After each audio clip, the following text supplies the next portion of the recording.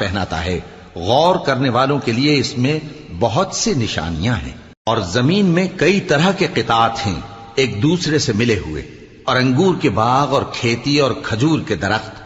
بعض کی بہت سی شاخیں ہیں اور بعض کی اتنی نہیں ہوتی، باوجود کہ پانی سب کو ایک ہی ملتا ہے. اور ہم بعض میووں کو بعض پر لذت میں فضیلت دیتی ہیں، اور اس میں سمجھنے والوں کے لیے بہت سی نشانیاں ہیں.